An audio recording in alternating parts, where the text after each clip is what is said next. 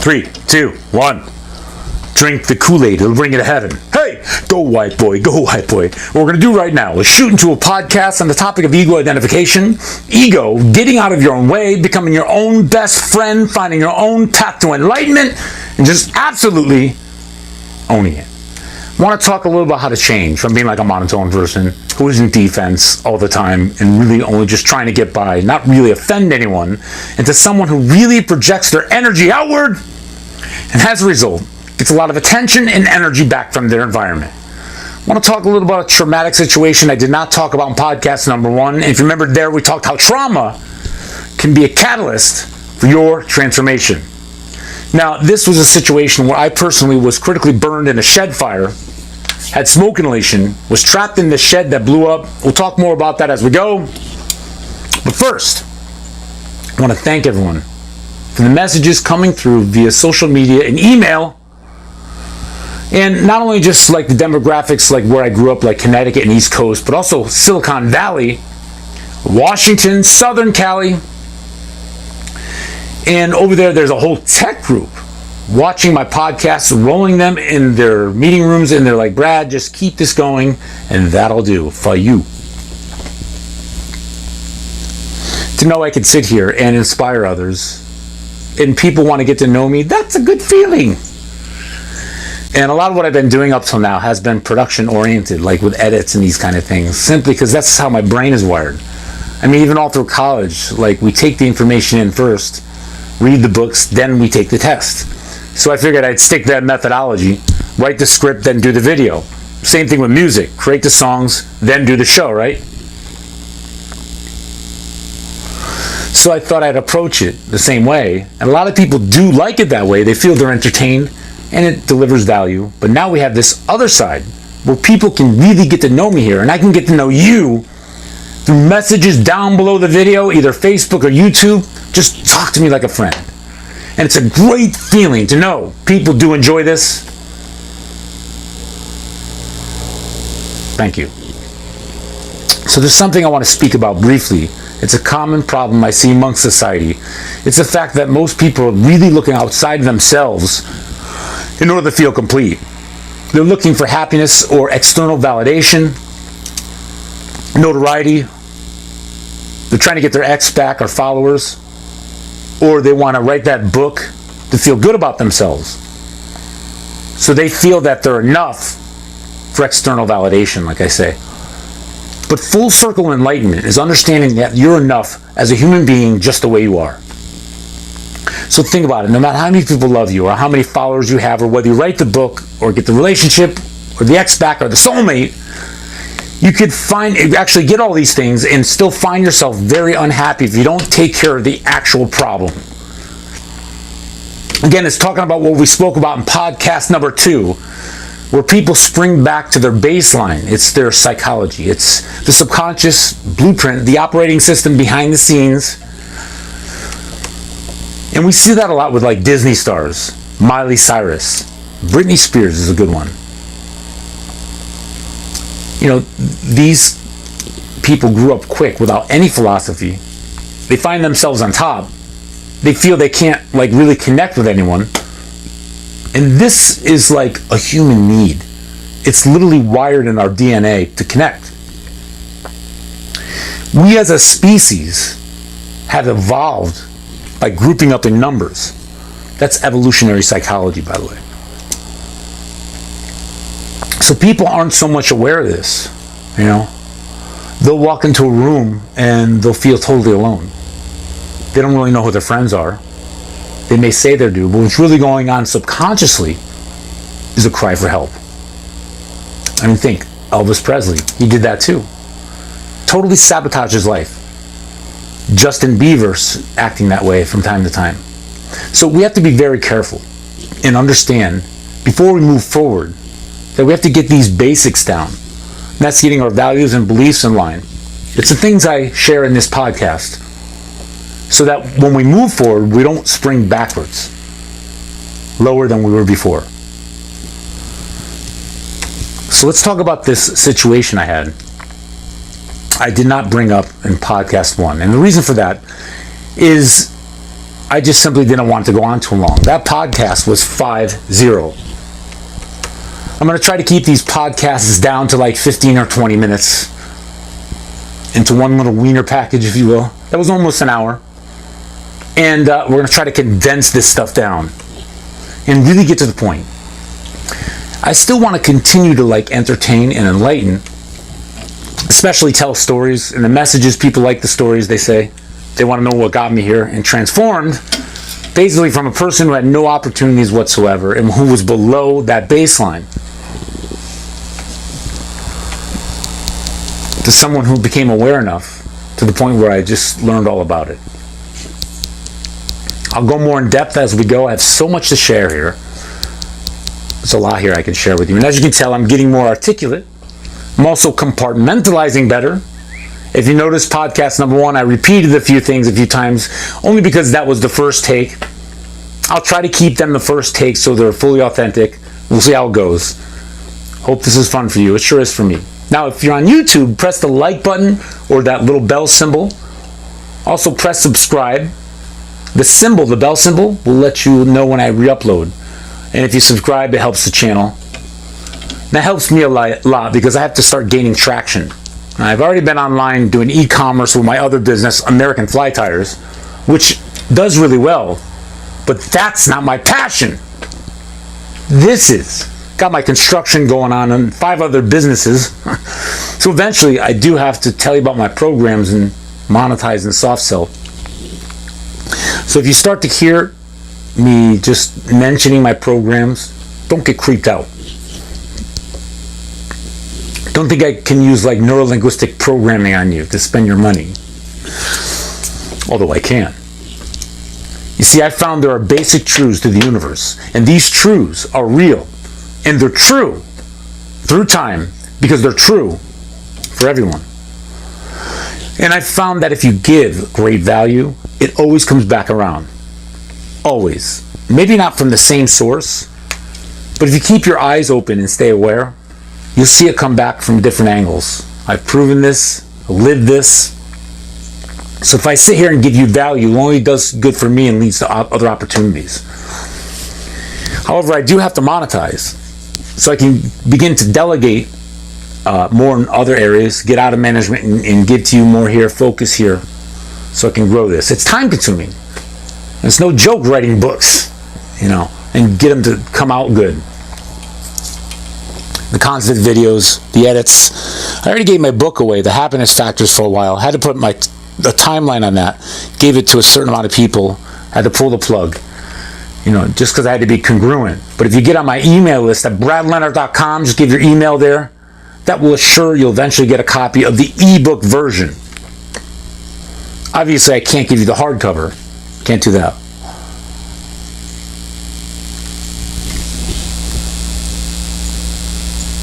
I'm all about building long-term relations here. A lot of people ask me, why am I giving away all this information without charging? That's what I'm doing. That's why. It's the new model. It's give first, then you receive. And I've already received an awful lot. I've given a lot too. And I've received so much, though, in many ways. I have to rise to a certain occasion just to be able to talk freestyle here for 50 minutes. And that challenge has been a blast. And I'm always taking in new information or giving it out anyway. It's just what I do. It's rewired the neural networks in my brain and has made me happier. So that just in itself is value for me. So let's talk about this fire, right? The reason why I was getting rid of this shed is so I could fly in this first helicopter, the first one I bought, the TH-55 I talked about. Bought a helicopter, was going to fly it in the back, but I need to get rid of the shed to clear the land. I used to clear the land all the time, but had to get rid of the bees' nests first by taking aerosol cans and a lighter. It's not dangerous if you do it right. You go like this, you should do it all the time. People do it. What happens with these bees' nests is the bees swarm around the nests, and it's a big swarm, so it's hard to get close to it to shoot it with the poison. So first I take aerosol and I go like this, in the air 3 or 4 times. And when you do that, it burns their wings they fall to the ground, the swarm diminishes, and you get in closer to shoot it with the poison. So I do that to the exterior all the time, around the land and around the outside of the shed. Now, there was one bee's nest inside the shed. And in true Brad fashion, I've always got to finish what I start. Thought I would get this one bee's nest. And when I went inside the shed, this slider door wouldn't open fully, just a little like ajar. And it's funny how things come around full circle and there's a synchronicity to it all. Because it was my stepfather who actually left these gas tanks in the shed that were open gas cans. Way up in the roof rafters, like where you actually store stuff. So think about this. One of these gas tanks were open, fumes coming out. And as I did this aerosol trick, before it even got to the aerosol, I just like snapped the lighter. The door was halfway open, wouldn't open all the way, just ajar. I went in to do this, and as soon as I did it, it was whoosh. And I don't know if you've ever seen a situation like this, where there's like fumes and it ignites, but it's immediate. You can't even control it. So before I even like got the aerosol can to light, I just snapped the lighter. And I remember hearing the fire literally engulf me for just like a few seconds. I heard it in my ears, it went woof, like that. And I just got out of the shower. I had an appointment. Thought I'd just run back there, get this one bee's nest. At this point, I didn't think I had a problem. And I had an A shirt on. Thought I'd do this nest, and I'd be off to my appointment. I was on a ladder when this explosion happened. Kaboom, whoosh, went around me, fell off the ladder, got up. That door was like less than ajar open. So I figured I'd kick it, like this. And it opened a little, it broke open, but then I had to hit it with my arms again, like this. And what happened one more last time, boom, and the door finally broke away, and I fell on top of it, out in the grass. Look over my right shoulder, and there's like this raging inferno, massive heat. Flames way up. I couldn't even see the top of the flames. That was bad. So like the helicopter crash, everything started to move in like slow motion. And I used to look up these older shows on video. Before I was born, there was a show called the $6 Million Man. And in the beginning, it's funny because they showed him, and he used to run in slow motion, and that was me. And I remember like being in shock, running like this. The house was like 200 feet away. And when that happened, when the explosion happened, it was like a flash. I was in shock. First there was me running, and then the next thing, I was inside looking in the mirror. That was the next scene. That's all I remembered. Of course, I wanted to know if I messed myself up. So I remember looking in the mirror and just saw charred skin hanging off my elbows, and everything was just peeled back.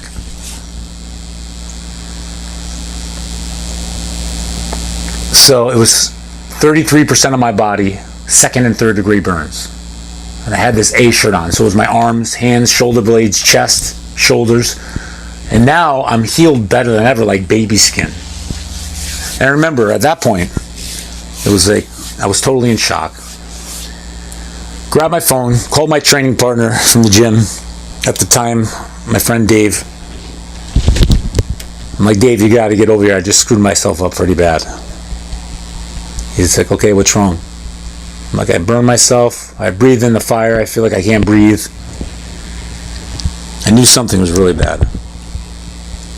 But before I came over, another person came in the front door over there, my house, way up in Wallingford. They were fishing at a nearby pond. They followed the smoke. He followed the smoke and came over. And he's like, sir, do you want help? It was a Hispanic man. I said, yes, please. He came inside. The first thing he said was, baño. That's Spanish for bathroom. I tell the whole story in my book, The Happiness Factors. You can get a free copy. Go check it out. This guy knew exactly what to do. So I couldn't do this on my own. This guy helped me out. Oh, he turned on the cold water. He took the towels I gave him, and he squeezed it under the water and draped it over my head, my shoulders, my chest. This part here, the shoulder blade, was third degree. That was the worst. It took the longest to heal, actually. And apparently doctors say a lot of the damage doesn't happen until afterwards. And that's a lot of the reasons why I healed so well. Because the burns just keep going down and burn deep down. And the damage from a fire doesn't really happen when the fire hits. It happens afterwards. It does to a point, but your skin actually continues burning afterwards. And that's like what I say, that it goes deeper in. So luckily I only had second and third degree burns in those few areas, thanks to those towels. So at that point, I didn't really have any pain. It was like slow motion. I was in shock. And from that little scene, the next thing I remember is just getting wheeled out to the ambulance. It was really extreme. When they took me out, there was a crowd of people out there. Because my neighbors, they had like this big picnic going on. And they were all there, a lot of people, watching me, eyes on me, gathered around. There's one guy going like this. I remember hearing that. And all of a sudden there was two, then three. All of a sudden it's a whole crowd going, yeah, you're going to be all right. They knew what I was all about. They knew I was into Tony Robbins, and I wrote a few books, small books at the time. Used to talk to neighbors about it all the time. Showed them my helicopter. A lot of people there supported it and saw me flying in and out. And that was encouraging to know my neighbors were behind me. Even after all that. Now, mind you, I crashed a helicopter across the street as well in a cornfield. It wasn't me, it was actually my instructor who did that. But,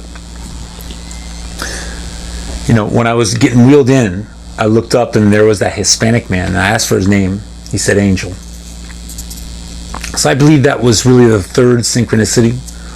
The first one was just the simple fact that the gas tanks were left by my stepfathers, which was a major contribution to the fact that I struggled as a child, my childhood. And the second one basically was simply because I lived this before through Tony Robbins' seminar.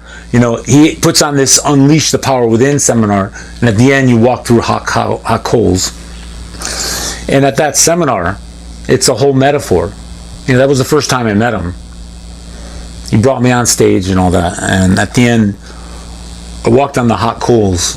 And at that particular time, when I was just coming up the line, there was like six lines to walk on fire. And before that, I told him I toured in the band and all that. And he took to me. There was like 3,000 people there. He was keeping track to me through the whole night, pretty much, more than once. And because he always wanted to be a rock star. So at the end of the seminar, when I was walking on hot coals, I got to the front. There's like 6-7 lines, and I remember seeing him at the head of a different line. And when he saw me get up to the front of my line, he ran over because he wanted to see me through. So I mean, when you meet Tony Robbins, you could tell he is truly like a philanthropist. He does really love people. He's there to make connections. You can't act something like that for so long. He would have failed. So thanks to him, I was able to really pull my shit together, my teens, and learned all about the psychology. You know, everything we talked about in podcast number 2, the limiting beliefs and the baseline, a lot of that was holding me back, but I wasn't aware of it. And Tony Robbins was the beginning of that awareness for me. Just knowing that I needed more awareness. And at the time, we all have an identity. We get that from our childhood, our beliefs. And like I say, if you have a belief that you're a fat person or you're unhealthy, you start to lose weight and become healthy. You do that for a little while, but you always come back to your baseline. You always come back to your blueprint, that line 0. What you've been taught, your beliefs. So what we need to do is do the outer work, which is losing the weight and making the transformation, but also do the inner work, because we can't have self-sabotage. We all believe we only deserve a certain amount of, and once we become above that, we become uncomfortable because our beliefs are literally like that spring holding us back. And at least he gained awareness for me, and I told him because of that, all these other things happened. And that really was the piece to the puzzle, the bridge for me. And of course, the last one was the fact that the guy who helped me, his name was Angel. He was my angel that day. When you put all that together, those are the synchronicities, and that's cool. That was really cool. So think about it. I went to Tony's seminar. Then I actually lived the actual metaphor. I blew myself up. And I was really ready for this. I mean, focused, full throttle. It's the same mindset you have when you squat 405 pounds. For 8, mind you. My mind was a complete freight train back then. An amazing spiritual path.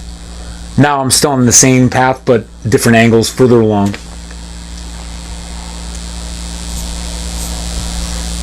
And since then, I've gotten a lot wiser too. Back then, I was just like moving too fast. I wanted too much too quick. And people would try to tell me, Brad, you should slow down. They didn't know how to articulate it. And I just figured they were just jealous because, they saw these things happening for my life. And some people really were jealous, believe me. A lot of people, they're not on your side when you start moving ahead. Sometimes you'll be vilified. It's the way it is. But I was making mistakes, and that was one of them. So burned myself, went to the medical center. Remember looking at the paramedic and asking him if I was going to be okay because I was totally swollen.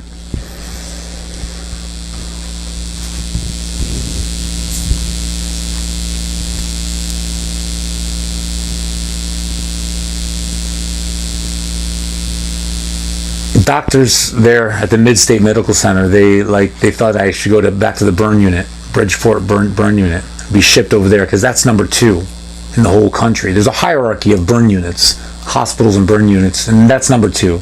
So I thought I should go over there. So they shipped me there, and I was critical for quite a while because what happened is when that fire in that shed exploded, I took in a shock breath. I went like that, and it burned my larynx and my lungs.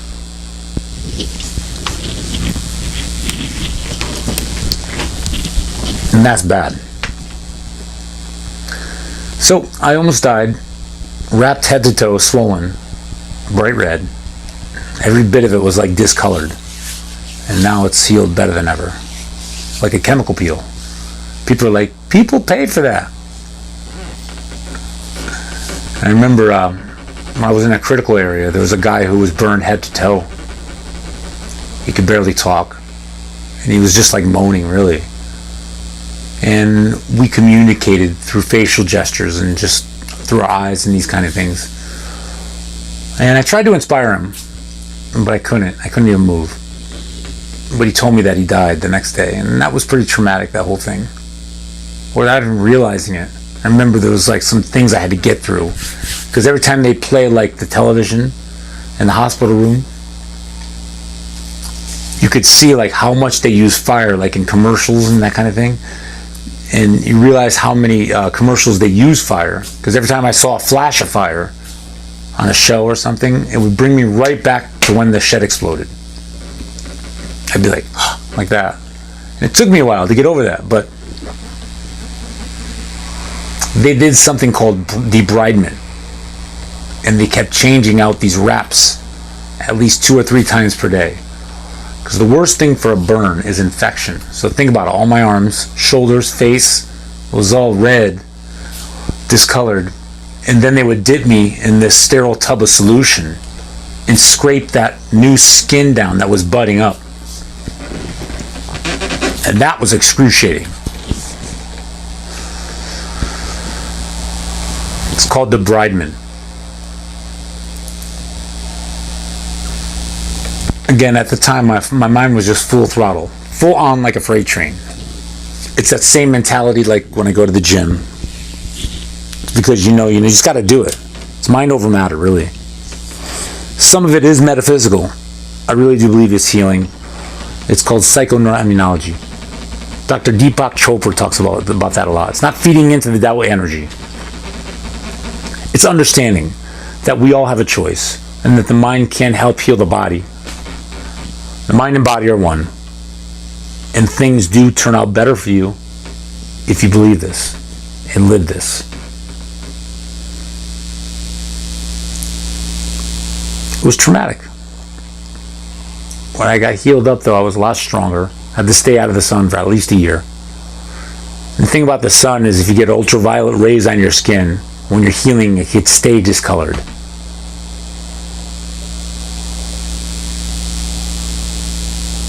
Aloe vera, If I took my shirt off right now, you would never be able to tell.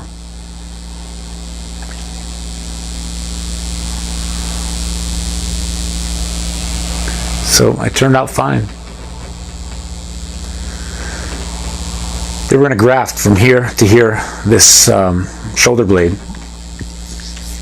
But the doctors kept waiting one more day because I was healing so quickly. And my larynx was burnt. That's why I needed Katie Agresta, that famous singing coach I told you about on podcast number 1. And she did a lot of Reiki and all this on it. Had me drinking aloe vera. And that's my burn story. So this idea that whatever we put out as far as energy is concerned will come back to us is like another aspect of the law of attraction. So if we're going to go out there and just like give our best and show up to the universe as our best, the universe loves order. The universe loves expansion and loves innovation. So I don't know if the Big Bang is real, like that theory. But the one thing that is proven is that the universe is in fact expanding. So regardless, they know how this is evolved, sort of like, says the Big Bang came out. As it came outward, everything started to bind together through gravity.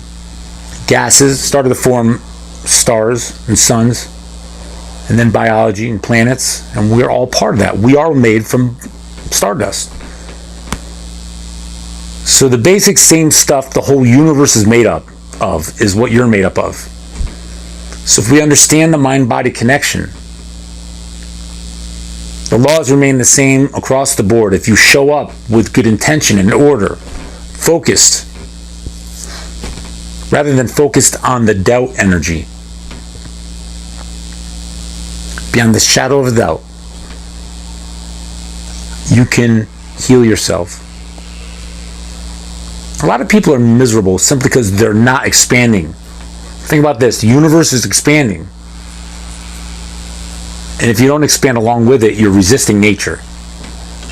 A lot of people get a job after college. Stands for JOB, just over broke. And they're not growing. If we approach things from a different perspective and keep growing, and realize as soon as we come out of the womb until the day we die, that's one whole classroom. And that classroom never stops.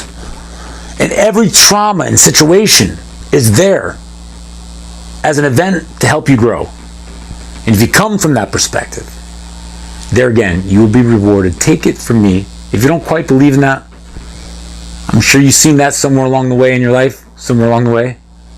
And that's why you're still here in this video, this podcast. Think about the things I've been through. I can tell you firsthand, time and time again, that it's been proven to me over and over. And there's times that I doubted, even after those traumatic situations or when I created things, but then it would verify it to me again.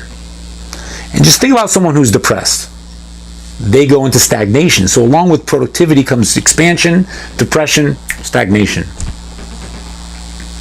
You get rewarded for productivity because that's innovation. I'm innovating right here. Creating something that gives out value to people. If I could say one thing, just one simple little thing to trigger you, you can literally jump into a new universe or a new blueprint. You can change as a person. Because if one thing clicks in your mind, many other things can click. If I could change one belief system in you, it's like a puzzle. You drop that piece in and it creates a bridge. And that's really the organizing intelligence. God, Jehovah, whatever you want to call it.